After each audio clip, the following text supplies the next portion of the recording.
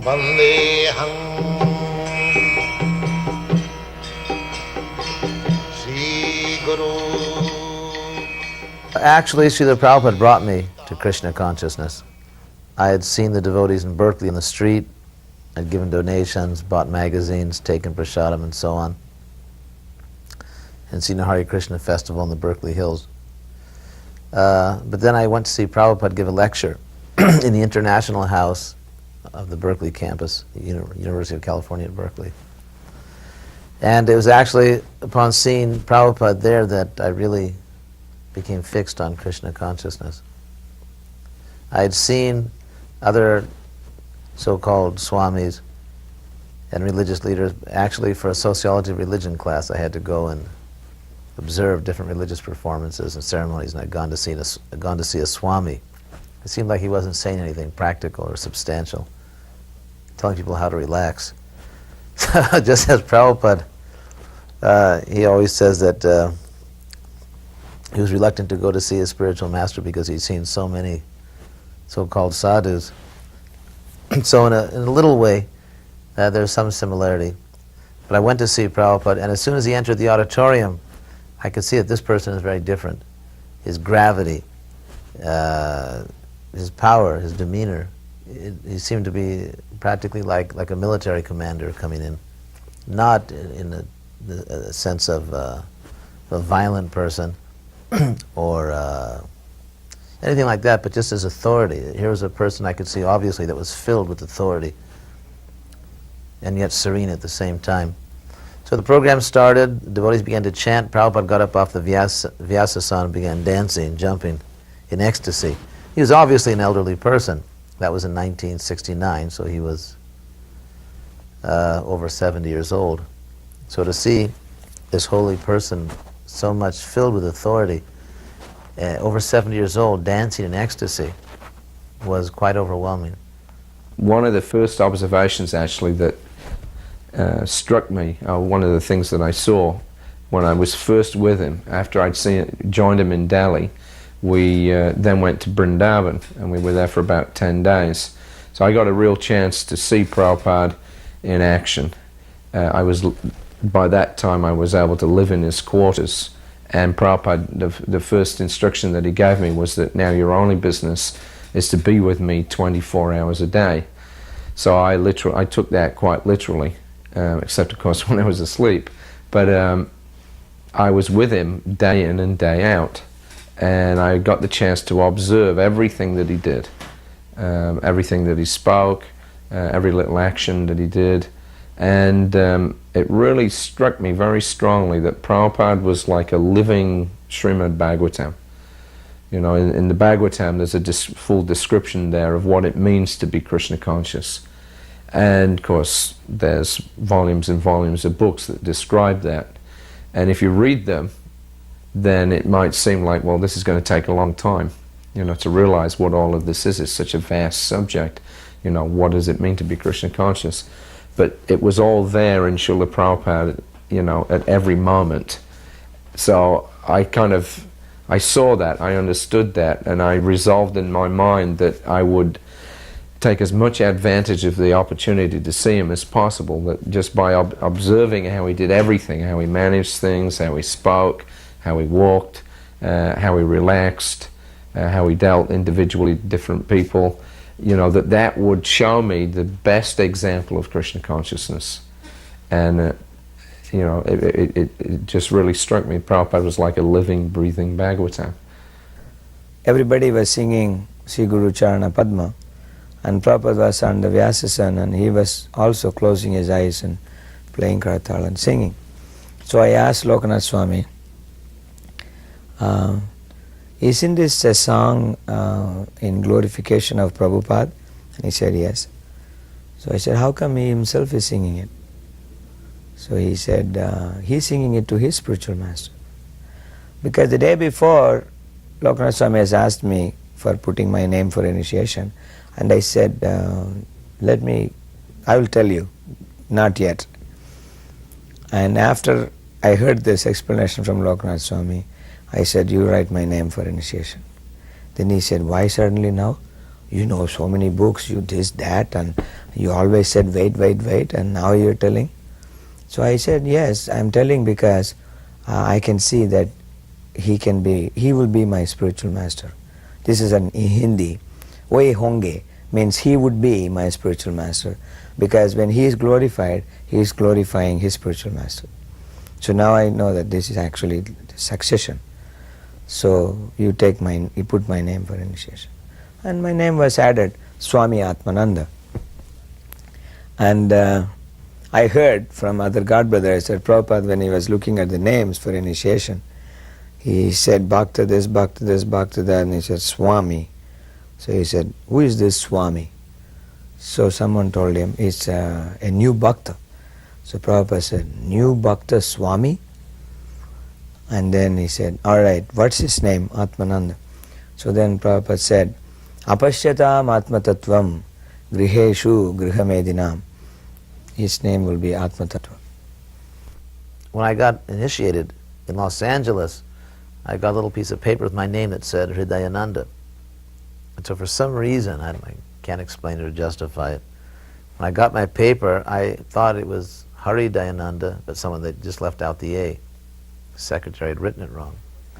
Can't explain that one. So when people said, what's your name? I said Hrdayananda, which sounds like a perfectly good Krishna conscious name. In fact, it even means something in Sanskrit. So no one ever questioned me. No one ever said, that doesn't sound like a bona fide name. So for the first several months after I was initiated, I was Hrdayananda to the world, not to Prabhupada. In fact, there's an old Back to Godhead article by Hrdayananda Das Brahmachari. Anyway, so I wrote Prabhupada a letter probably about approximately a year after my initiation, and signed it Hrdayananda. And Prabhupada wrote back and said, Dear Hrdayananda, please accept my blessings. By the way, your name is Hrdayananda. So I thought, how in the world would Prabhupada remember me? Then when I went to Gainesville, Prabhupada wrote a letter to some of the other devotees in the temple, the young devotees, and said, now, he said, Hrdayananda is there, so I'm sure everything will go on nicely. And I was thinking, how in the world does Prabhupada remember who I am? So I was amazed by that, because I had no real importance within the structure of ISKCON. I was just a young member, and I was amazed that Prabhupada remembered who I was. I think the quality of Srila Prabhupada that really touched me the most was just the fact that he was so warm, and he was just so kind. It was such, I mean, from being with Prabhupada, you could immediately understand that he had a genuine concern for your welfare. He was serving us, you know, he was putting himself out in so many different ways, just to give us the chance for spiritual life. And it made you want to reciprocate by just offering whatever service that you could to Srila Prabhupada. So there was a nice reciprocation going on, and I always felt very, very comfortable in Prabhupada's presence. Of course, there was the formal guru-disciple relationship, and one had to be careful not to transgress that. But at the same time, Prabhupada was very, very accommodating. He was very, you know, wonderfully warm and humble person, and he always made you feel, you know, wanted. He always made you feel, you know, significant in some way, that he knew what you were doing and he was happy with it, and he would encourage you. Because he would also chastise you at different times if you did things wrong. But that chastisement had the same effect as, you know, his praise. It made you Krishna conscious, and you understood it was for your own benefit. It was never, you know, from any material kind of motivation. So that was the one thing that always stood out in my mind with Srila Prabhupada, was that he was very happy to be with us. He very much appreciated the fact that young men had given up the best part of their lives, you know, spreading the Krishna consciousness movement, and he always showed that appreciation. So then on the initiation day, Radhashtami, before that for about 2 weeks I had some infection inside my mouth, so I couldn't brush my teeth properly. I was just gobbling with water hot water and salt. And Delhi temple, Rajpat Nagar, very small room. There's a big Vyasasan. There's a fire is here, deities are here, fire is here, and Vyasasan is here, and Prabhupada sits at the tip of the Vyasasan like this. It's a big lotus asan. And I was like this close when I went to get the bead. So he's asking, Char niyam kya hai? So I said, no meat eating. And my mouth was like this close to his nose. And Prabhupada, he was sitting like this and went like that, and he opened his eyes. He looked at me and he said, "Aap dant theek se saaf kyun nahi karte? Why you're not cleaning your teeth properly?" So I said, "Infection." So he said, "Infection." Then he turned around, took the bead from Gopal Krishna ji, gave it to me, chant 16 rounds. It was like infection is the observation and chant 16 rounds is his prescription. And then he said, "Your name is Atma Tattva Das." They banged the mridanga, Hari Bol, and I came and sat down. I was not there. I was thinking, something has happened to me. I got initiated. I have a bead and I have my guru, and I was completely emotional. So that evening, right in the lawn in front of the temple, Prabhupada is giving evening darshan. So I took the chamara, went to fan him so that I can be close. So I most probably maybe I was doing a big number on the chamara, one of those, So and it's Radhashtami, it's cold. So he was feeling cold. So he looked at me like that. So then I became so slow that the flies were sitting on his face. And again he looked at me like that while he was singing Radha Madhava, and I was so scared. So I didn't know whether to go fast or to go slow, but still I didn't want to give up that because I wanted to be there looking at him. So he sings Radha Madhava and then he does Jayam prayers, and then thank you very much, and then he looks at me like this and said, "Material life is an infection." And there was like, some big bulldozer on my head. And then he puts his hand out, he lifts his shirt like this, and he said, "You scratch, and you feel satisfied." Then he put his hand out again, "You scratch more, you feel some satisfaction. You scratch more, then you stop. Not because you are satisfied, but blood comes." The rest of it I didn't hear. This line I just remember. And I was there just moving like a machine, but I was going through my whole life and I was seeing that this person has gone into me and taken an X-ray report and given to me, "Yeah, that's what you are." Blood came. And that was very moving for me, that he taught me exactly. And I have heard many disciples saying the same thing. He was seeing through me and he said to me, and I have heard that before. And I was thinking that I had faith. I knew that happens, but when it happens to you, it's totally different because it happened to you. It's not somebody else. So I was completely like somebody went through me inside with a ray and came out. And I was very happy. We were in Prabhupada's room once, in the early 70s. I was sannyasi, so maybe 73, 74. And Prabhupada, it was a beautiful afternoon, the sun was setting and golden rays were shining on Prabhupada. It was very sublime, a nice breeze was blowing. It was a very beautiful atmosphere.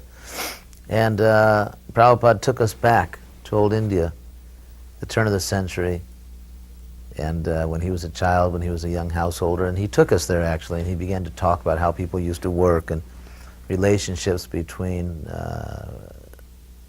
householders and their servants and how people used to cook and things. So there we were back in India with Prabhupada. And then he took us back farther to his early childhood when he was playing with, not playing, but having the Rath Yatra and worshipping Radha Govinda. And then only Karanda and I were in the room. The Prabhupada looked at us very strongly and said, whatever I'm doing now, I was doing then. Do you understand?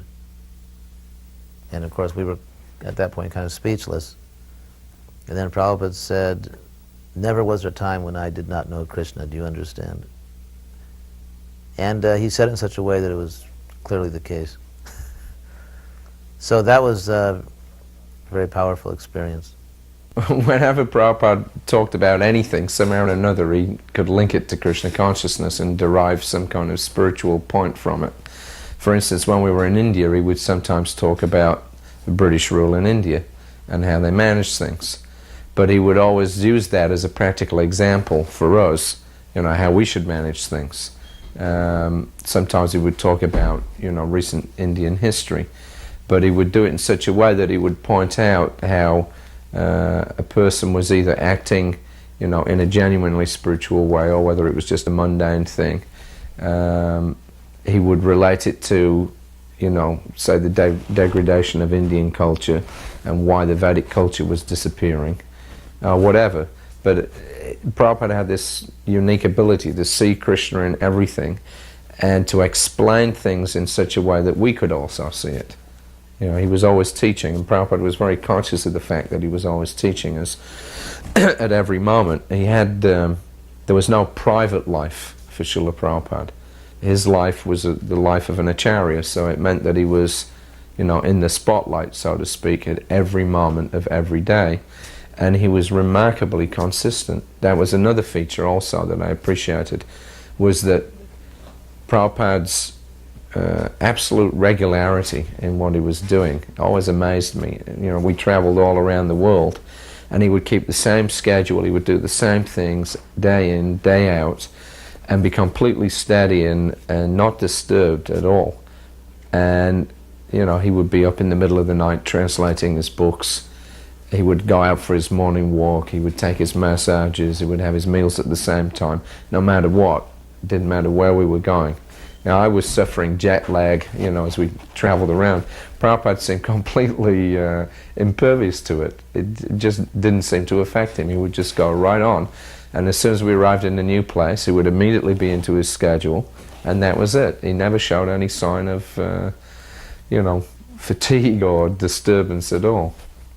One big businessman, he came, and he was saying, Swamiji, I have this factory here in Delhi, and I have that factory in Zonpur, and he gave a list of his things, and then he said, I have all this, but I can't sleep. So Prabhupada looks at him and he says, that is why you can't sleep. You give all this to me, then you can peacefully sleep. So then he turns to somebody who was sitting there, and he said, I think it was Gopal Krishnaji. He said, take his address. So this man says, no, Swamiji, I can come anytime. You can come anytime, but we should also be able to come anytime. Take his address. And then he was ready, So yes. And said, no, Swamiji. Prabhupada said, no, take his address. We will relieve you of your problem. You give some of these things to Krishna, then you will be peaceful. And he was like smashed right there. And he did give his address. He had to. We brought Miss Mexico to see Prabhupada. In those days we were young and we thought any celebrity, let's bring them to Prabhupada. So we brought Miss Mexico, and she came in. She was nice, fluttering her eyelashes. And obviously she, as all these, Miss America, Miss Mexico, they spend their year just going around and doing events and, getting their picture taken and smiling and saying a few nice words here and there. So she was more or less in that mood. She came with a few gentlemen. So as she sat in front of Prabhupada, she made her customary spiel. She said it was very nice being in Mexico. In Spanish, I was translating. She said, I'm very glad to be here. I've enjoyed the program very much, and I hope to come again sometime. So Prabhupada said to her, why do you want to come again? In other words, he was not at all concerned with the glamour of it all. He was very sober, and he said, "Why do you want to come again?" And she couldn't really answer it. No one ever asked questions like that to Miss Mexico. And he asked her very seriously, "Why do you want to come?" Then we had Prabhupada's books on a shelf. He said, "Have you read my books?" She said, "No." He said, "Then why do you want to come? Why do you say you want to come again?" So she was caught without an answer, and at that point she stopped being Miss Mexico and just started being a soul. So there was one time, it was on the disappearance day, of Srila Bhaktisiddhanta Saraswati. We were in Bombay, and this lady came for darshan in the afternoon.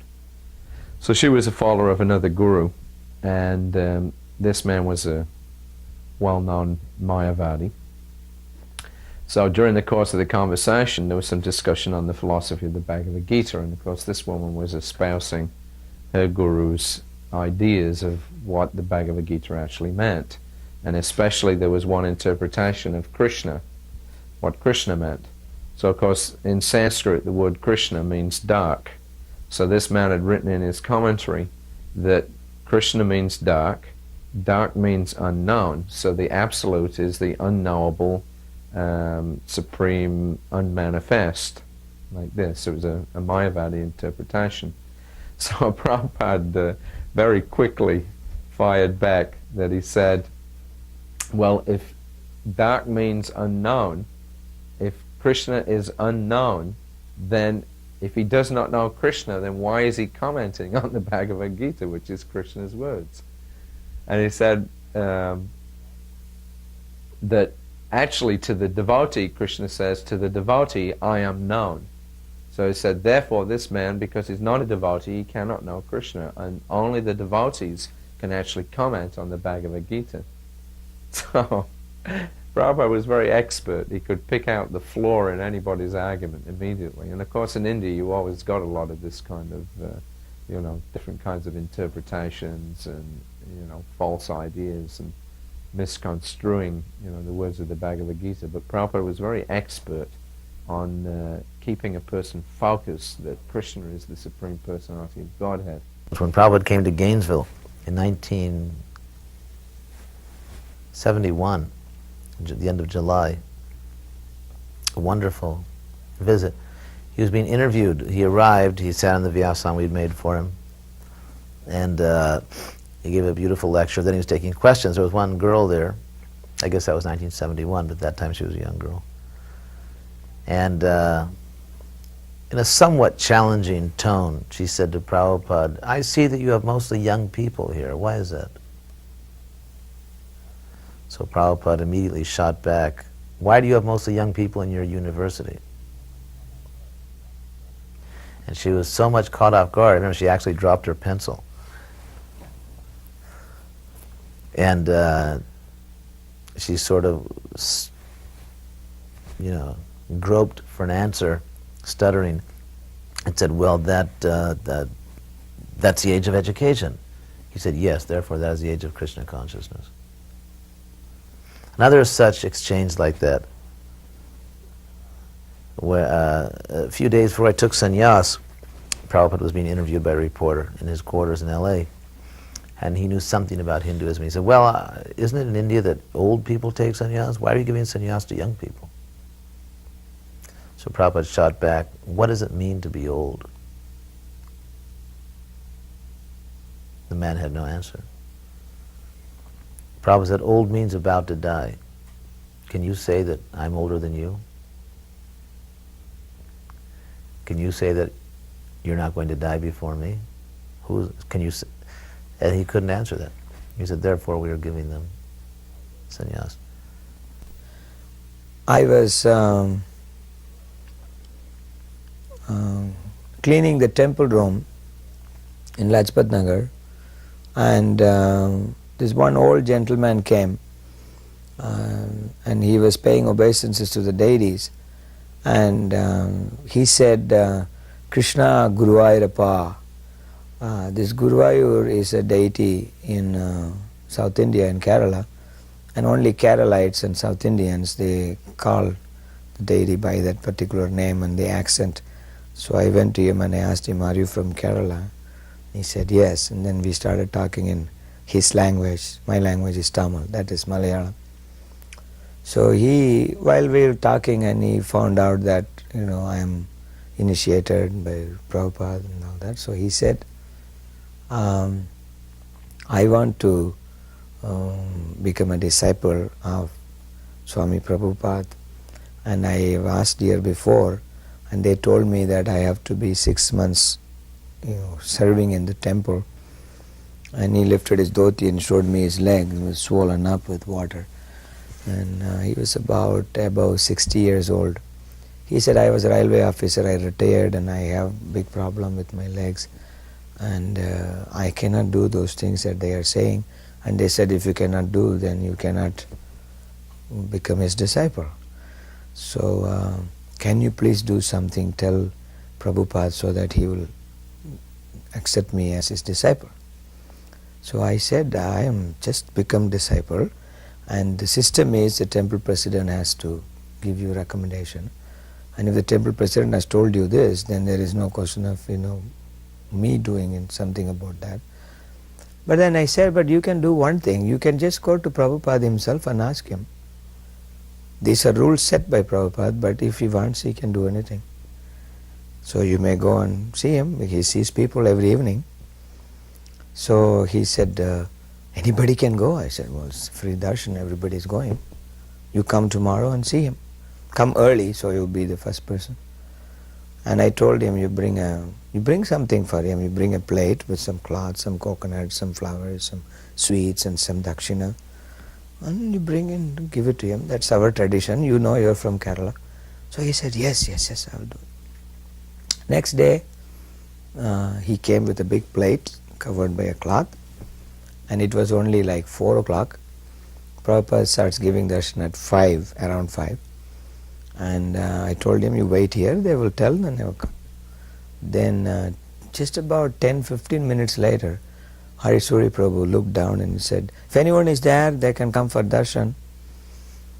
And he was the only person. So I said, look, you're so fortunate. There's nobody. Now you just get up and go there. And he was shivering. He was saying, well, let somebody come. I said, this you don't do. You want to get something done which is not normal. So you must be there as quick as possible and get your thing done. So he got up and I came with him. He came, he put the plate on Prabhupada's desk, and Prabhupada looked at him like this and said, yes.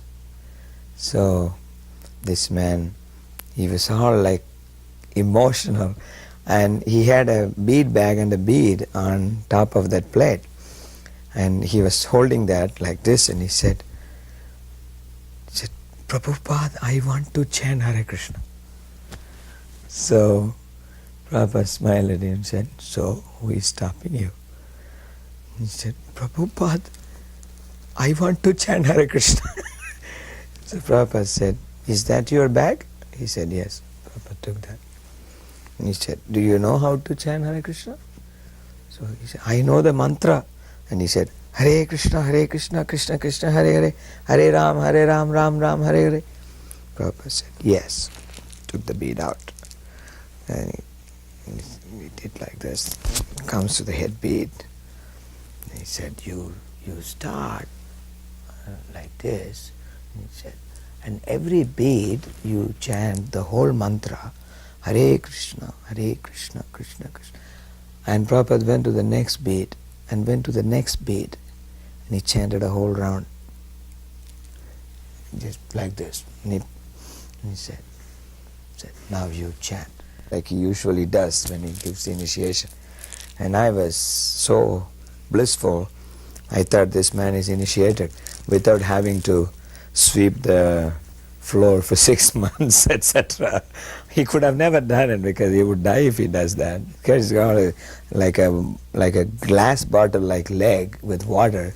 How can he ever do anything like that? So I went to meet this man after some time. After traveling somewhere else, I came back, I met this man, he was still chanting, and he's got a big picture of Prabhupada in his room. The second time when I went to meet him, he was gone. And they said to me that they couldn't take the bead off his hand. And he just chanted. In last 2-3 weeks of his life, he just chanted and he didn't do anything else. And the last week he didn't even go to the bathroom or anything. He was just one place looking at Prabhupada's picture and chanting. And the last thing they have heard was his chanting in his mouth, and then he left. Prabhupada sometimes would joke as we entered his room, because obviously it's a very important thing when you would go into Prabhupada's room. It was I always considered it to be the most important event to go to before Prabhupada. So often I would come into his room very, very seriously, and he would sometimes sort of joke. One time I came into his room in that very serious mood, and he looked up at me and said with mock seriousness, "Yes, what is your message?" Another time I came to his room in New York, and he was just finishing his breakfast. He was in a very jolly mood, and I was on a college preaching tour, and he said, "Oh, Hrdayananda Maharaj." He said, "You were actually traveling and preaching. I'm just here eating."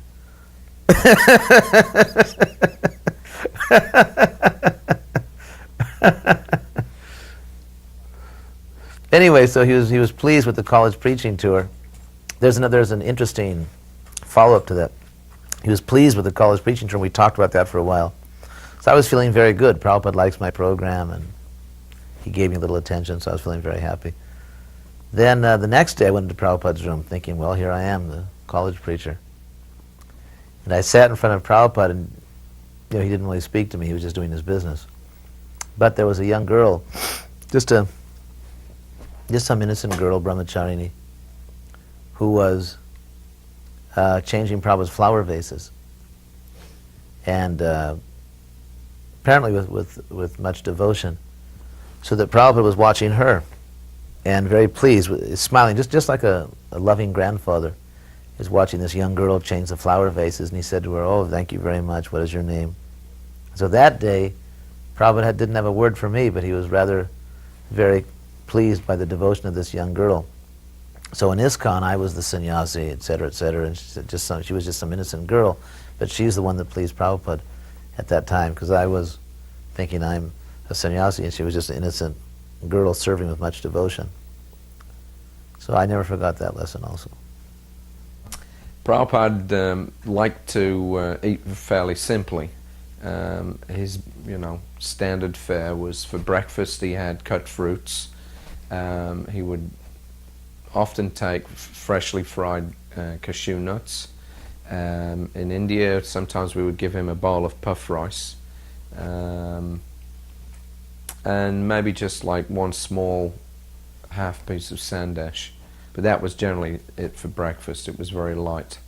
For lunch, then he would have the standard rice dal and chapati, and then added to that one wet sabji, one dry sabji, and again maybe a small sweet. That was the basic. Then if the cook was good, then they could add more things to that, but those things must be there. And the chapatis, of course, Prabhupada liked them to be cooked hot. They had to be fresh off the stove, and he had a little bell on his table, so when you first brought the plate in, there would be one hot chapati there, and then as he finished that one, then he would ring the bell, and then we would immediately puff up another one on the flames and then run in with it. We were starting this Bulla Card party at that time. So when the inauguration of Bulla Card party that day, I was asked to bring some prasad to offer to Prabhupada to give for all the devotees. So I, being a stupid South Indian, so I went there and I brought coconut and gur. That's what South Indian prasad is. But these coconuts were not soft, they were very hard. And then the gur was also not good class. So I had a big plate of pieces of coconut and gur. So it was brought in front of Prabhupada, and Prabhupada looked at, what is this? So Lokanath Swami says, this is prasad for, we are starting the Bulla Card today. Oh, Bulla Card. Put his hand there. And he took a piece of coconut and gur, small one, put in his mouth. And he was talking. The talk was about how we go about when we do the Bulla Card party. What do we do? So he was having this on one side, he kept on talking, then he will move it to this side, like this, then to this side, to that side. This way he was keeping it till it all melted and he could actually eat it. So I was feeling very grateful, because I was thinking that I should have asked Lokanath Swami what prasad I should bring. It should have been some Sandesh, because naturally this Prabhupada is so old and it's not something that hard should be given to him for eating. And even though it was unfit, he accepted that. Not only accepted that, he kept it in his mouth till he could actually eat it. It was suffering for an old person to do that, and talk also at the same time. And he went on explaining things and keeping on changing this from one side to the other side, and showing that, look, I have accepted it, because you've given it with love, so I have taken it. From Australia we went to New Zealand, so when we got to New Zealand there was nobody available to cook there. So I was, it was my first time. I had to do the whole thing. So I put the cooker on the flame and went back, finished the massage, came back, and everything was totally ruined. I'd left the flame on too high, so all the dal had dried up in the bottom. The rice was like sludge. It had just, disintegrated. And the vegetables were so soft that they just fell apart. And there was nothing else, and there was nobody else there to do a quick job of cooking either. So I had to just serve what I had. So when Prabhupada saw it, he was really disappointed. And he said, "What's this?" So I said, "Well, I must have had the flame too high." So Prabhupada said, "You are too dull." He said, "You cannot cook." So that was my first attempt. It was a disaster. And I felt really bad, actually, because prasadam was a very important thing for Prabhupada. His digestive system at that time was very delicate. And of course, traveling around, it was very important that he get consistent, a consistent standard of food. Otherwise, all kinds of physical problems could come about. I remember once in Calcutta when Palika was cooking, and she was about 10 minutes late with his prasadam, and Prabhupada got really angry about it. And he demanded to see her, and she came up, and he really chastised her very strongly. And I hadn't seen him, at least chastise one of his women disciples as strong as that before. And so after he, complained very strongly, then after that he explained, he said, when the appetite comes up, it must be fed, otherwise disease comes. So we had, when I was with him, I regulated the standard for serving the lunch prasadam to 1:30, regardless of when he finished the massage. And so by 1:30, of course, then he expected his prasadam to be there, and that means the thought of eating makes the juices in the stomach begin to flow, and then you have to feed it, otherwise then there's disease. So it was a science, and Prabhupada was aware of that. Apart from that, of course, Prabhupada did have problems in digesting food anyway, so it was very important to give him a good standard of prasadam on a regular basis. But unfortunately, I wasn't very good at it. A few months after I'd taken sannyas, I was... when you take sannyas, of course, you really have to be very serious about Krishna consciousness, because it's a, especially for a young man, precarious position. So I was trying very hard to be a good sannyasi. I was a young sannyasi trying hard to be Krishna conscious, and then you realize not really Krishna conscious enough. As much, and Prabhupada deserves to be served much better than I felt that I'm serving him. So I was feeling a little bit in that mood, a little unhappy that I'm not serving Prabhupada properly. So, I thought, well, I better eat less, typical young man. I'm sure we all went through that, so I'm not going to eat very much. So I was trying to eat very little for a few days. So one day, we were out in Prabhupada's garden in Los Angeles, and we were coming back. Actually, every day he would come and get me, because I was trying to be I was trying not to impose on Prabhupada, but every day as he would walk down the stairs and go out to his garden, he would stop my little sannyas room, and he would just peek in the door, just walk in, look around, and just walk out and keep going. But of course, that was the signal, and I would immediately jump off my chair and offer obeisance and run after him. So every day he would come and get me like that. So one day we were coming back from the walk, and as we got near the stairway in his quarters, just as they are now in L.A., on the radiator, I don't know, probably it's still not there, there was one of those old radiators there. And on top of it was a typical thing, a paper plate with a big mound of leftover prasadam. I don't know, potatoes or rice, whatever, just big thing like that. So Prabhupada was stopped, put his cane down, looked at it. They turned to me and just said, "Eat that." So much for my austerities. So then I immediately offered obeisances and took the plate and ate it. I was in Prabhupada's room one time when Jadharani came in. Her health was not good, and she told Prabhupada she wanted to fast. And Prabhupada told her, "Don't fast completely, at least take fruit." He said it's not good to fast completely. Prabhupada explained one of his strategies for making people Krishna conscious was to distribute profuse amounts of prasadam, because basically people are almost like animals, in this way they live. They don't know anything other than their bodies. So he said, at least let them eat prasadam. He said, then that way they'll gradually, he said, then that's also Krishna. And they'll gradually develop an attraction to Krishna simply by eating the prasadam. And then when that develops, then they'll be able to inquire about the philosophy, or they'll be able to understand the philosophy simply by eating prasadam. So he said, this is our program, that we want people to become gradually Krishna conscious. And prasadam distribution was one, very definite, obvious way that they could make some advancement. I think he also said personally he likes ghee. But he always said, eat what you can digest. Prabhupada always said that. You should eat what you can digest. Prabhupada said to me, he said, if you eat what you like, it'll be good for you. My parents came to see me at the manor, and Prabhupada was in London, and I'd come back from London to the manor to meet with my parents. I hadn't seen them for about 5 years, and they had never seen me as a devotee. So during the course of the afternoon, I went to look for some prasadam for them, and there was none. I was told, well, we have an early Sunday feast here, and there's nothing left. So I was unable to give them any. Anyway, I took them around the manor, and I explained a bit of the philosophy, etc. They were unfortunate in that they didn't get to see Srila Prabhupada. They were just about to leave, because they had a 4-hour drive home, when Prabhupada came back from London, and he came in through the gate just as we were stood there, and they were, saying goodbye. So they kind of got a glimpse, that was all.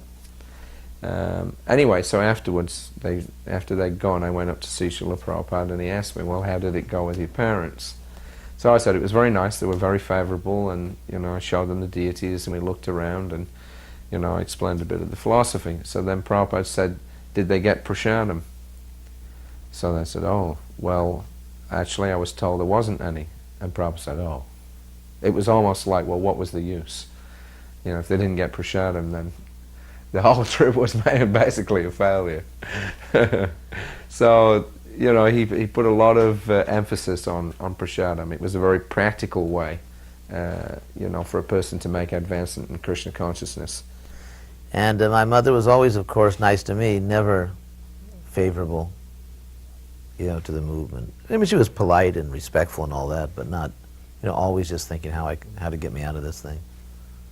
Typical mother. So I said, let's go see Prabhupada. So she went up and sat down in front of Prabhupada, and I saw her transformed, actually. She became like a young girl sitting in front of Prabhupada. And of course, by her culture, she was very respectful and so on.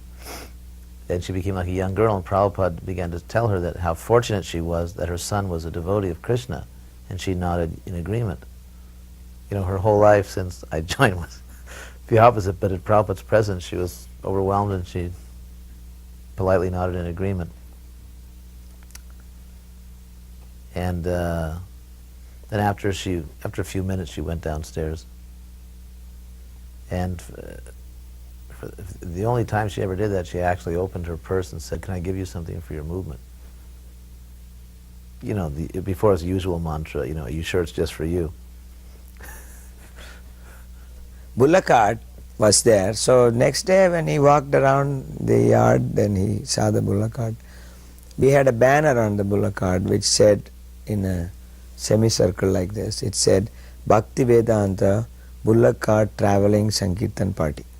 It says traveling Sankirtan. So Prabhupada stood there and he put his head like this and he was reading, "Bhakti Vedanta Bullock Cart Traveling Sankirtan." And then he said, "Joy." So then he came to the bulls, fed them some grass, patted on their cheek like this. Then he said that these bulls are carrying Gaur Nitai for preaching. They will go back home, back to garden. They won't have another life.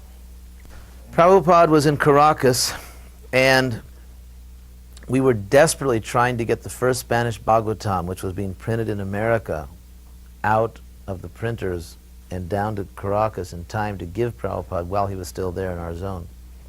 And he was flying from Caracas to Miami. So there were a few glitches, and the book was not coming in time. So we were disappointed. Then finally, somehow or other, frantic negotiations with the printer, and we arranged that the book was rushed down by air freight to Caracas, and it arrived the same morning Prabhupada was leaving. So we had some of our leaders there in Venezuela desperately, you know, trying to get it out of customs, and South America is not always the easiest place in the world to do things like that. Meanwhile, Prabhupada went to the airport, and you know, he was checked in and so on. We did all that for him. And to my great dismay, the book hadn't come, and Prabhupada went through the immigration check, passport check, and that was it. So just after Prabhupada had gone in, we'd paid obeisances, and I was a little disappointed. Suddenly the book came. So I became so inspired to give this first Spanish Bhagavatam to Prabhupada. I was there, of course, with a shaved head and danda and so on. I just went running through the airport. You know, it's a South American country. There, you know, you can't just run through police checks and things like that in any country, and certainly not there either. But I was so inspired. Krishna just arranged everything, and I ran right past the passport check. No one said a word to me. Here I am, a shaved head and a danda. Ran right past there were several checkpoints. You got to show this and show that. Ran past all of them. No one said a word to me. I ran right into the waiting lounge, the international waiting lounge, and went down, offered obeisances, and sat next to Prabhupada. He had me sit next to him. No official said a word to me. And I gave him the Bhagavatam. So Prabhupada was very pleased. He looked at it. Then he wanted to check to see if it was bona fide. So he said, "Can you translate this?" From Spanish back to English. I said, "Yes, Prabhupada." So he said, "All right." So he opened to the preface and said, "Read this in English." So I read it in English. Prabhupada saw it was correct. It was bona fide, so he was very happy. Then they called him for his flight just then, and he walked off holding the Bhagavatam and got on the plane, went to Miami. I was holding the picture of Prabhupada in the front, that picture with a big flower garland, and Maharaj was in the back. We were all dancing, and the bullock cart arrived in Mayapur temple. And so we went to the temple hall first, and Navayogendra Swami was chanting there. And Lokanath was leading the kirtan. As we came in, they got together, both of them, and they had a big kirtan for another 45 minutes. By the time it was already 11 o'clock, over 11. So then Maharaj said, "Well, let's go and see Prabhupada." And we were all climbing upstairs.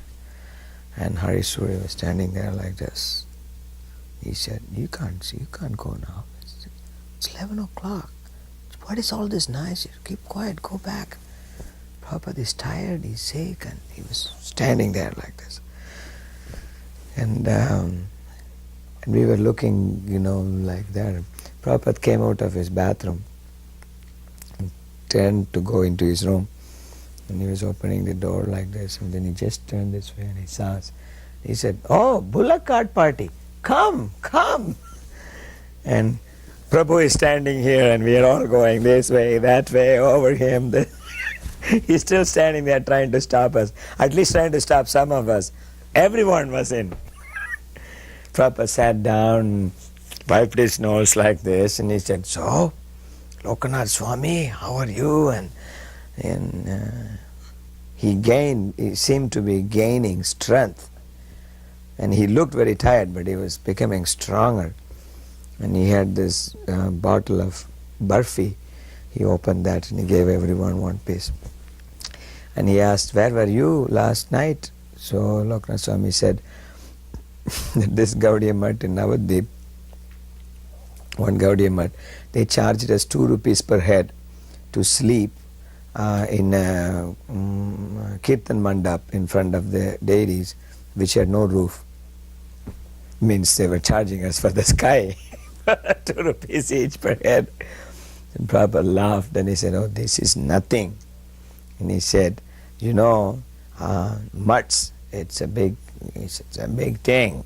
He said, "They used to use the shalagram for cracking the bitter nuts." He said, "This is called mutt."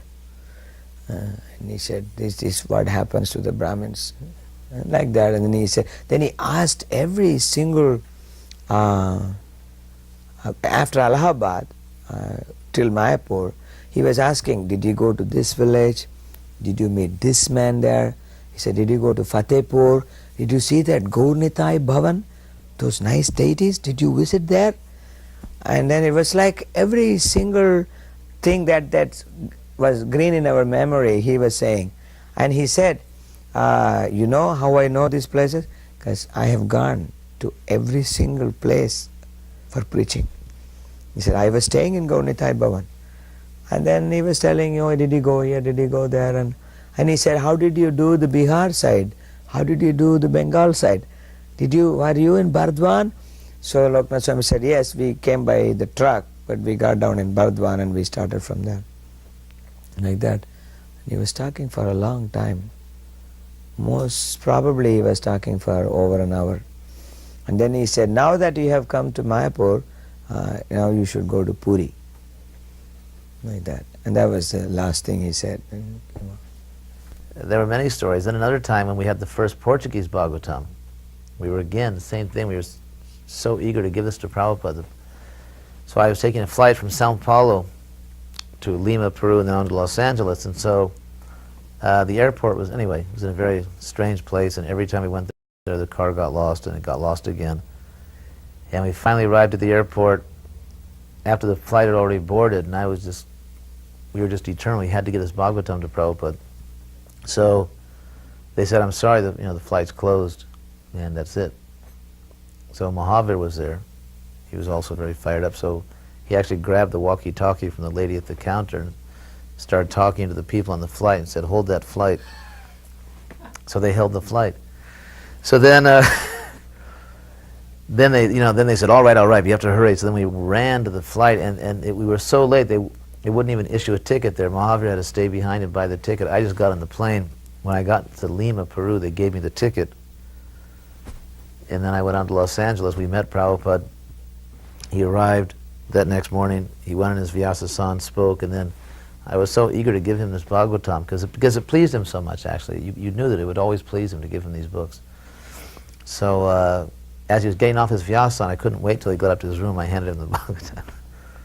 So then we finally went up to his room, and he looked at me and said, "This is your most important service, printing and distributing books."